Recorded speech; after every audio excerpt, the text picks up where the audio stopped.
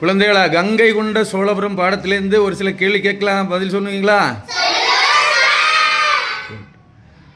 அச்சிறுமியின் பேர் என்ன? யாருடன் அவ்விடத்துக்கு சென்றாள்? எதையெல்லாம் பார்த்து வியந்தாள்?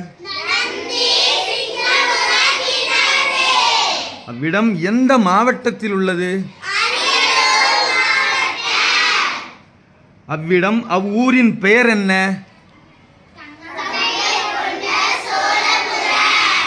எதனால் அப்பெயர் வந்தது?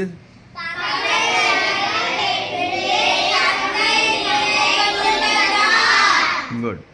அக்கோவிலை கட்டிய மன்னனின் பெயர் என்ன? குட். கிளாப் பண்ணிக்க.